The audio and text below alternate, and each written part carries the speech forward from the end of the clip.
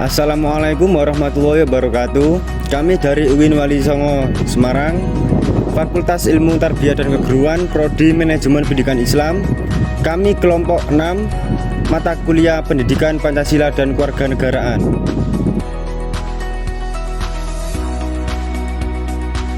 Video ini dibuat untuk menyelesaikan suatu tugas dalam mata kuliah Pendidikan Pancasila dan Kewarganegaraan dengan dosen Pak Arim Irsyadullah Albinjaya MPD. Kami dari kelompok 6 yang terdiri dari 5 anggota kelompok yang masing-masing bekerja sama dengan memenuhi tugas 5 poin materi, yaitu yang pertama, konsep identitas nasional. Yang kedua, sumber identitas nasional. Yang ketiga, membangun argumen tentang dinamika dan tantangan identitas nasional. Yang keempat, esensi dan urgensi identitas nasional. Dan yang terakhir yaitu contoh-contoh identitas nasional. Sebelum kami masuk ke pembahasan lebih lanjut, izinkan kami memperkenalkan diri terlebih dahulu.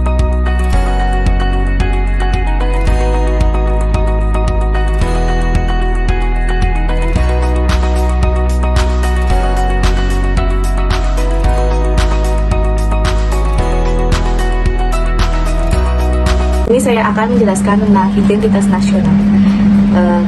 Identitas nasional secara etimologis berasal dari kata identitas dan nasional. Kata identitas berasal dari bahasa Inggris identity yang memiliki pengertian harfiah, ciri, tanda, atau jati diri yang melekat pada seseorang, kelompok, atau sesuatu sehingga membedakan dengan yang lain. Kata nasional merujuk pada konsep kebangsaan.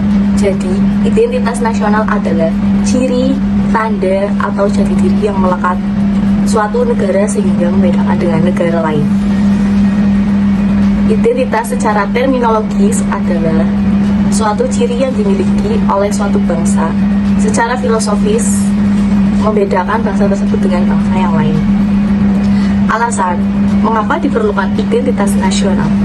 Tentu Anda menyimak sejumlah pertanyaan. Misalnya terkait dengan Pancasila yang disebut dasar falsafah negara, way of life, kepribadian bangsa, dan juga sebagai identitas atau jati diri bangsa. Pertanyaan yang diajukan bukanlah terhadap hakikat dan kebenaran dari Pancasila, melainkan sejauh mana Pancasila tersebut telah dipahami, dihayati, dan diamalkan oleh seluruh rakyat Indonesia, sehingga manusia Indonesia yang berkepribadian Pancasila tersebut memiliki pembeda bila dibandingkan dengan bangsa lain. Pembeda yang dimaksud adalah kekhasan positif, yakni ciri bangsa yang beradab, unggul, dan terpuji. Bukanlah sebaliknya, yakni kekhasan yang negatif, bangsa yang tidak beradab, bangsa yang miskin, terbelakang, dan tidak terpuji. Di sini saya akan menjelaskan tentang menggali sumber historis, sosiologis, dan politis dalam identitas nasional. Untuk memahami identitas nasional, pengajian dapat dilakukan secara historis, sosiologis, dan politis. Secara historis, identitas nasional dalam arti substansi telah dimulai jauh lebih sebelum Indonesia diproklamasikan sebagai negara merdeka. Dalam sejarah kebangsaan Indonesia, berdirinya organisasi Budi Utomo pada tahun 1908 disepakati sebagai Hari Kebangkitan Nasional, karena pada saat itulah dalam diri bangsa Indonesia dimulai tumbuh kesadaran sebagai warga walaupun belum menamakan Indonesia. Setelah berdirinya organisasi Budi Utomo, berdirilah organisasi-organisasi lainnya seperti Muhammadiyah, NU, Syarikat Islam, PKI, dan lain sebagainya. Tujuannya ingin melepaskan diri dari penjajahan Belanda. Terus pada tahun 1928, para pemuda Indonesia yang berasal dari wilayah Nusantara berikrar menyatakan diri sebagai bangsa Indonesia, bertanah air, dan berbahasa Persatuan Indonesia. Terus secara sosiologisnya, identitas nasional Indonesia sudah sewajarnya mengalami perubahan, mengikuti perubahan yang terjadi di masyarakat. Terus secara politisnya, identitas nasional akan terus mengalami perubahan sejalan dengan perubahan sistem ketatanegaraan. Jadi Indonesia itu akan terus mengalami perubahan dengan sistem ketatanegaraan yang dianut. Perlu kita ketahui, identitas nasional Indonesia telah mengalami beberapa perubahan, baik tujuan, orientasi, substansi materi, metode pembelajaran, bahkan sistem evaluasi. Semua perubahan tersebut dapat teridentifikasi dari dokumen kurikulum yang pernah berlaku di Indonesia sejak proklamasi kemerdekaan hingga saat ini.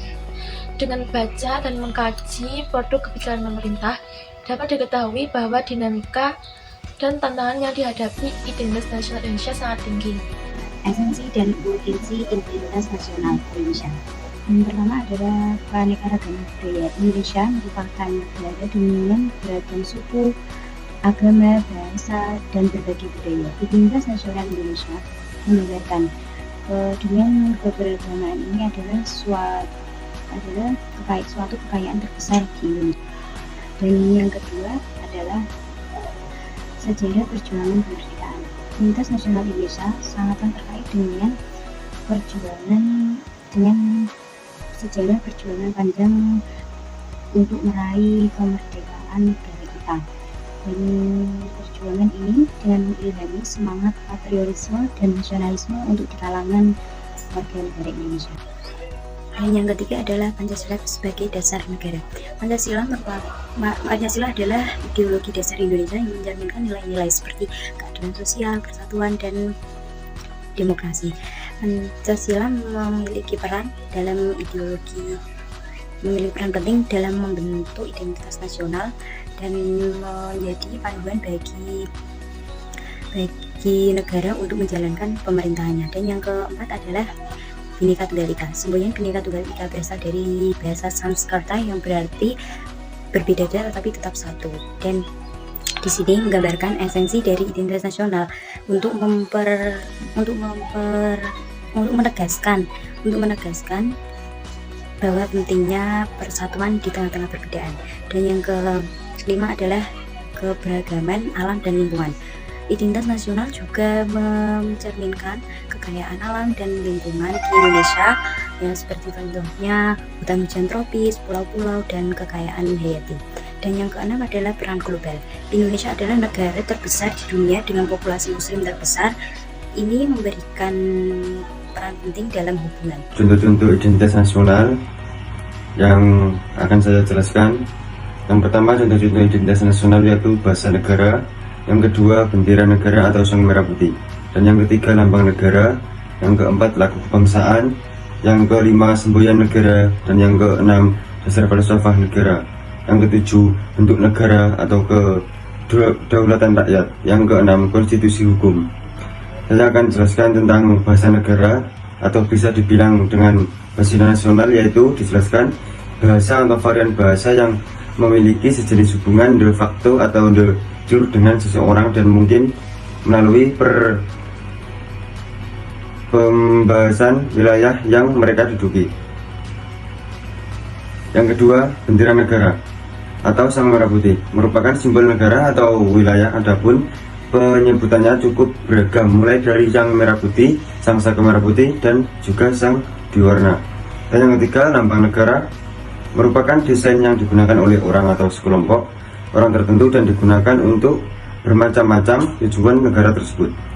Dan yang keempat, lagu kebangsaan merupakan lagu yang diakui menjadi suatu lagu resmi dan menjadi simbol suatu negara atau daerah. Semboyan negara, Bhinneka Tunggal Ika merupakan semboyan nasional Indonesia yang mengartikan berbeda-beda tetapi tetap satu jua. Dan di Indonesia ini semboyan negara yaitu Bhinneka Tunggal Ika. Dasar falsafah negara atau bisa dibilang dengan Pancasila yang mempunyai arti sebagai dasar negara, dan falsafah bangsa secara hukum tidak bisa dirubah. Bentuk negara atau kedaulatan rakyat kalau dijelaskan yaitu batas antara peninjauan secara sosiologis dan secara yuridis mengenai negara. Yang terakhir yaitu konstitusi hukum negara atau Undang-Undang Dasar 1945. merupakan sebuah acuan dasar mengenai peraturan negara dan sebagai sebuah landasan hukum bagi negara kedaulatan Republik Indonesia. Sholat adalah bukti bahwa kita ini beragama atau berkeyakinan. Di Indonesia mempunyai ideologi negara yakni Pancasila. Di dalam sila pertama ada ketuhanan yang Maha Esa, yang mana kita disuruh untuk mempunyai agama. Sebagai warga Indonesia semua wajib beragama. Karena itu dengan sholat kita ini mengimplementasikan nilai-nilai Pancasila yang ada di sila pertama. Bahasa Indonesia adalah bahasa nasional atau bisa dibilang bahasa penduduk pribumi. Di Indonesia ini banyak pulau, suku, ras, dan budaya dan bahasa. Lah di mana bahasa-bahasa di setiap daerah itu berbeda-beda. Dengan ingin mewujudkan rasa kesatuan dan persatuan, Indonesia harus dibutuhkannya dengan satu bahasa, yang mana semua bangsa Indonesia mengetahui maksud bahasa tersebut, yakni bisa dibilang bahasa Indonesia atau bahasa nasional. Lagu kebangsaan adalah salah satu lagu yang harus dipunyai oleh suatu negara.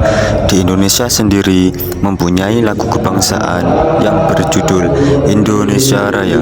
Maka dari itu, kita sebagai warga negara Indonesia harus bisa menjunjung tinggi dan mempraktikkan secara langsung. Dengan cara itu, bukti bahwa kita bisa dibilang salah satu mencintai suatu negara Indonesia. Sekian, terima kasih dari kelompok kami. Salam.